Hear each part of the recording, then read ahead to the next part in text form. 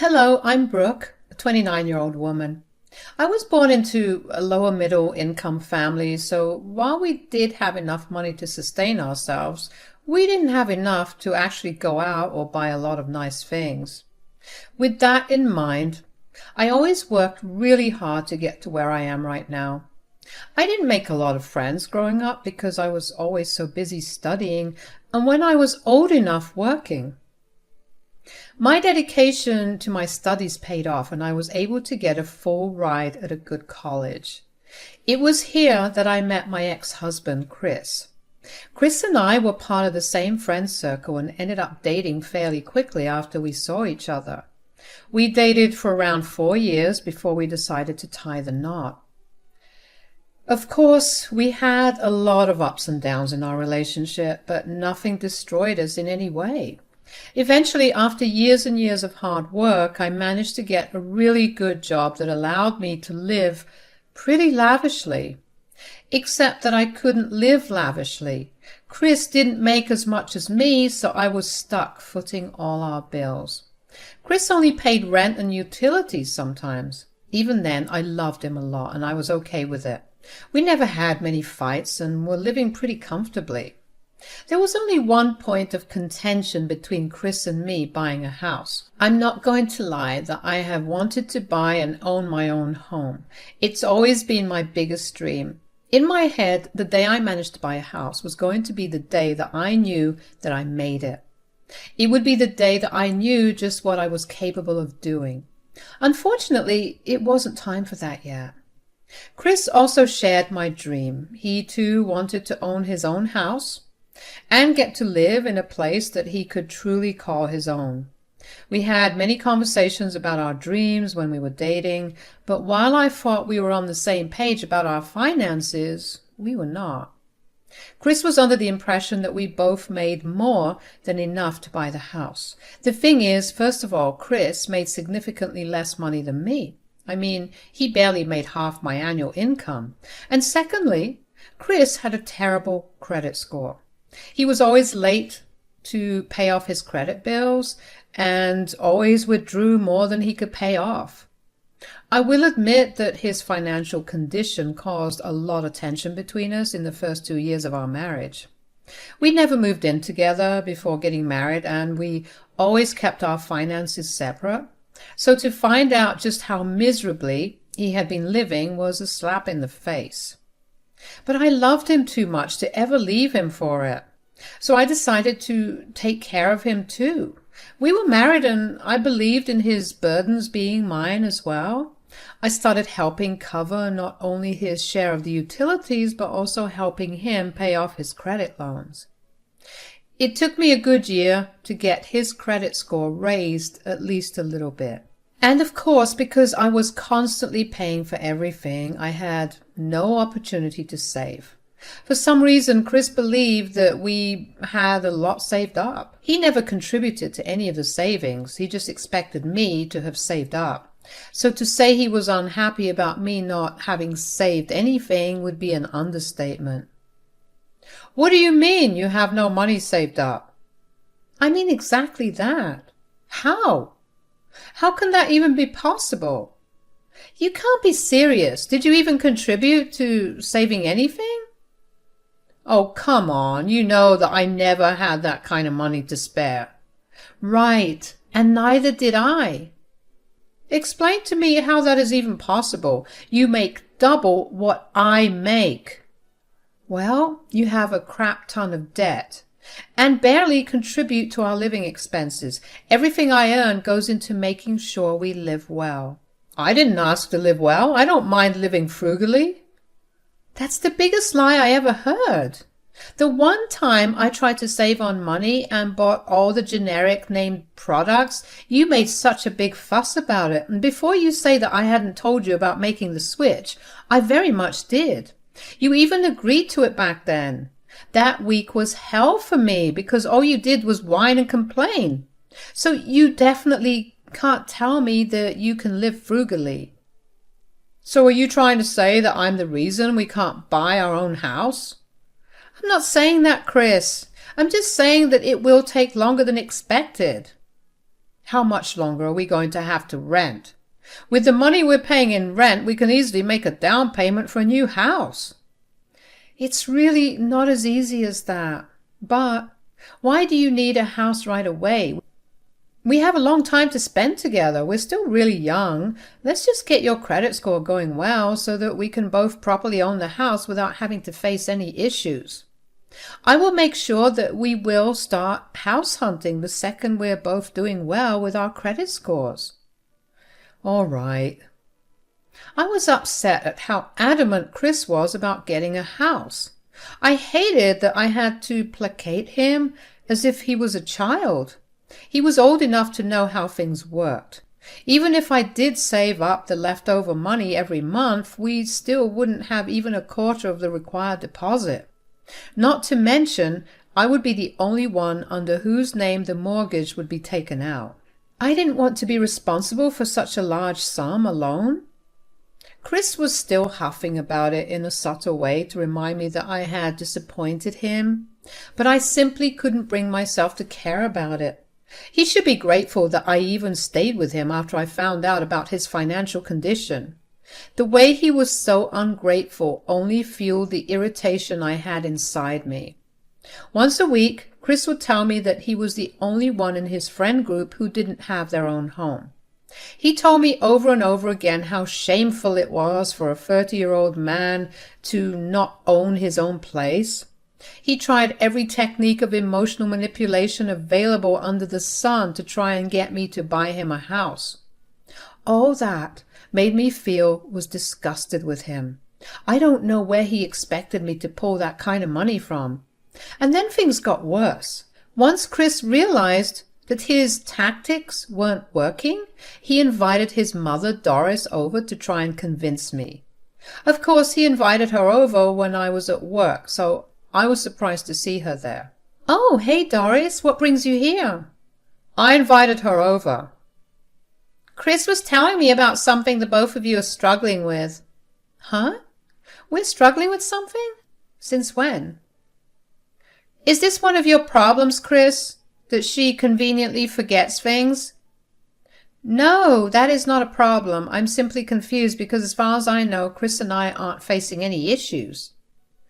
"Then why was he so upset about buying a house?" "Oh my God, Chris, you actually went crying to your mom about this?" "He is my son, and I have raised him well enough to come to me whenever he wants to." "I'm actually glad that you raised him healthily, but I didn't mean it like that. I simply mean that I thought that we arrived at a conclusion about this." "And what was the conclusion? That you'll make him wait another 5 to 10 years for him to finally own a house?" "If that's how long it will take, then yes." "How can you deprive him like this?" I don't know if Chris outlined the entirety of our conversation yesterday to you, but like I told him, I haven't saved up enough to even consider making a deposit. Even if I do manage to get a mortgage with his crappy credit scores, which I helped raise, by the way, I'd have to bear the sole burden of it. And why is bearing the sole burden an issue? Do you not love my son enough to go through with it? I love Chris a lot, but I'm not stupid. It's simply illogical to do that. Why don't I lend you some money, and you guys can get started on the deposit? I appreciate the offer, but I'm afraid that I don't want you to help me in any way. I want to buy a house with the money that I earn. If Chris wants to use your help, he's free to do so. Now, if you'll excuse me, I had a tiring day at work, and I would like to freshen up and get some rest. I could hear Doris talking about how selfish I was to withhold something as big as this from Chris, but quite frankly, I really couldn't bring myself to care. I didn't think I had it in me to actually keep explaining the same thing over and over again to both of them. I decided that the day had been way too long to dwell on what happened immediately, so I took a hot shower, and once I was all clean, I sat on my bed and really thought about the conversation I had with Doris. First of all, for Chris to call his mother just to get me to agree was enough to make me angry. I hate to involve others in issues in my relationship, and this was something he knew about. The fact that he thought involving his mother in this would change my mind made me feel a little disgusted at how desperate he was to own a house, that too only because he wanted to be like all his friends. If he wanted to be like all his friends, he should probably have tried and worked as hard as they did. They had money because they worked for it. Chris was satisfied with the minimum wage desk job that he had since he graduated college. He saw no reason to try and get a better job. I did, to get him to change jobs and find better opportunities, but he got too comfortable with his work. The thought of changing seemed like too big a hassle. The second thing I thought about was Doris's question about why, if I loved Chris, I was not willing to bear the load of being the only one legally responsible for paying the mortgage. Again, because I did not want to involve her in the intimate and personal aspects of our relationship, I did not answer that. The truth was that Chris was very irresponsible with even what little money he earned. If we were to take out a mortgage, I would need him to contribute his part, or else we'd have our dream home but no food. There had been many months where within a week Chris would have splurged his entire salary on these meaningless things that he would simply store away and never look at again. It was only because I had enough money that we were still surviving. And like I was saying earlier, moving to a better job was too much of a hassle for Chris, so did that mean that he did not love me enough to make a change? Why was it only me that had to get the blame? I saw no reasoning in that argument of hers, but even if I told them all of this, I knew that they would have found one way or another to turn it back around on me. There was no use arguing with them because it truly felt like talking to two walls. That night, Chris texted me and told me that he was staying with Doris for the night. He told me he expected an apology from me to both him and his mother. Of course, I wasn't going to do that. I had nothing to apologize for. If anything, they should be the ones apologizing for putting me in such an awkward position where I was purposely being painted as a villain. I called my best friend Willow over because I felt like I was actually losing my mind over all of this. I needed someone to tell me that I was not insane. When she came over, I gave her a gist of what had happened. What is wrong with the both of them? I honestly don't know. When both of them kind of just ganged up on me, I really felt like I was committing some crime, but not giving them what they wanted. Oh, sweetie, no, you're perfectly sound in your reasoning. Right? If Chris had even waited a year, just enough time for me to save a good enough amount, I wouldn't have to be here. Why does he want his things right then and there? Has he always been this way? Now that I think about it, yeah. It was either he got his way or I had to deal with his tantrums. That's not healthy. Did you talk to him about it? I did at the start of our relationship, but that clearly did nothing. I guess I learned how to deal with it. This, however, is not just something I can deal with. Well, what happens when he doesn't get what he wants? He either sulks for days, and I have to make it up to him in some grand gesture, or he gets what he wants somehow. I have never bothered to ask him how he got things, but I bet it has to do with Doris. Oh, definitely. But don't you think that Doris might try to do something to get him that house? I see no way for her to do anything like that. Unless, obviously, she takes a mortgage out in her name, but she already has a mortgage to pay off. I don't know what she'll do, but I know that something smells fishy. They will get it some way or another. What Willow was saying did make sense. She did actually point out something that I hadn't thought about. I didn't want to think that Doris and Chris were capable of doing something so crappy that I needed to be prepared for it, but I also knew that it was better to be safe than sorry. Chris didn't come back home the next day either, so Willow and I decided to go and buy some hidden cameras and plant them all around the house. Thankfully, I could access all the footage from my phone, so I got to see whatever I wanted, whenever I wanted. I will admit that at that time I still felt guilty about planting cameras around the house without Chris's consent, but Willow reminded me that this was a safety measure to ensure that nothing harmed me in any way. Even what I knew of Doris, I knew that she was always ready to play dirty to get what she wanted. Even at our wedding reception, there was a slight miscommunication with one of our caterers, and Doris did not hesitate to file complaints with their higher bosses for us to have had a good enough discount.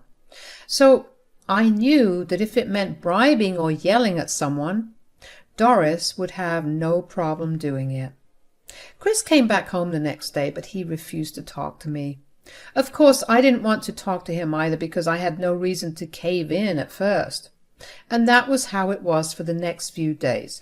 Chris slept in the guest bedroom and avoided me at all costs. I did notice one thing, though, and that was the fact that Doris seemed to be coming over a lot more. Initially, I only heard him talking to her on the phone a lot. I tried to watch the camera footage, but Chris barely said much during those calls and seemed to only be listening to whatever Doris was saying. When Doris did come over, the two of them would lock themselves in the guest bedroom for hours and discuss something in hushed voices. So I obviously went over the footage of the camera to see what was going on in there. Most of the days, they were only talking smack about me. It hurt to hear Chris talk about me so rudely, and like he didn't care about me at all.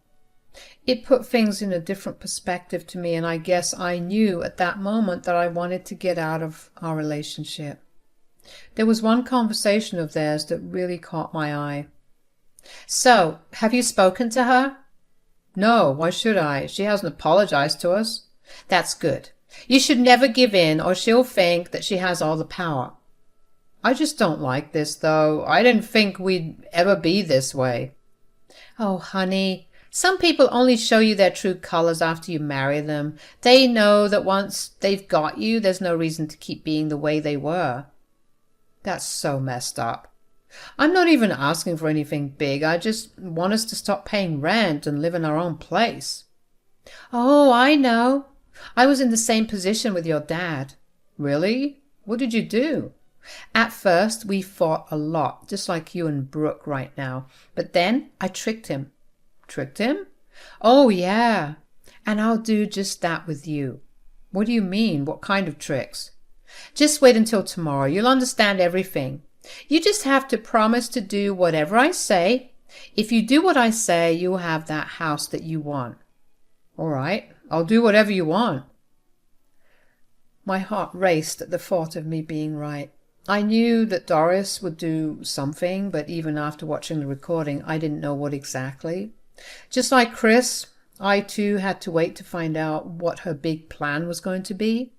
The next day, however, I was completely swamped by work, so I had no way of monitoring what was going on at home. By the time I got back home, I was so tired that I was just ready to fall asleep. That was when Chris walked into the door all happy and sat down on the couch next to me. He pulled me into a hug, and I was so confused by his shift in behavior. Then I remembered that something must have happened for him to be this happy. I made an excuse about needing to wash up and ran back to our room. I quickly looked at the recording and realized that Doris had forged some documents to get Chris the house. I looked through my bank accounts and realized that the mortgage had been taken out in my name. She had Chris forge everything and potentially ruin my credit, all because Chris wanted something. I was furious, but I knew that it was too late in the night to get anything done. The next morning, I took a day off work to find a lawyer. I updated Willow on everything, and she accompanied me. We filed for forgery and got all the legal things worked out. When I went back home, Chris still looked like he was on cloud 9. Doris was also there, and she looked smug. "Brooke, you didn't go to work today?" "No, I needed to get some things sorted out." "Oh, what is it?" "Chris, tell her the good news." "What good news?" "We're getting a house." "How is that even possible?" "That doesn't matter. Mom found a way to make it happen." "Right, by forging documents in my name?" "What?" "Don't even try to play dumb right now. I know about what you guys did. How did you even think that something that stupid would work? Look, all that matters is that we will soon have our house. Did you really want a house so bad that you were willing to commit a crime for it? How fragile and big is your ego? I just want us to have a good life. If that's an issue, then you have some things to work through. Accusing me of having a fragile ego is unnecessary. Forget that, but I am accusing you of committing a crime. What do you have to say about that, huh? Saying that you wanted a better life for us is not a justification a judge would like to hear. Whatever. There's no way for you to prove what we did. Really? I pulled out my phone and showed Doris and Chris the recording of their conversation. They both went pale and looked at me in panic. I just smiled at them and told them that I had already spoken to a lawyer who had helped me press charges against them. I told them that they'd better lawyer up fast. I then packed a bunch of my things and made my way to Willow's house. From there onwards, I was in court every other week. Chris and Doris tried to villainize me, but that was still no reason for forgery. Surprisingly, Chris tried to claim that he had been coerced by Doris into signing the documents. However, that didn't play out so well, considering there was no threat made by Doris against him. Since this was Doris's second time committing forgery, she was sentenced to 7 years in prison, whereas Chris was sentenced to 2 years. I couldn't believe that I knew and interacted with actual criminals. That's always a weird thing to think about. But I managed to get my credit score back up and managed to have the loan against my name cancelled. I also broke the lease of my current apartment and moved in with Willow until I can get back on my feet. It's been a few months and I'm still reeling about everything that happened. I hope that the time that Chris and Doris serve will enable them to actually reflect on their behavior and learn from it. I also filed for divorce and managed to fully and finally free myself from this toxic relationship. Things are looking up for me and I'm slowly getting over all the heartbreak that comes with the end of a relationship. Thank you for listening.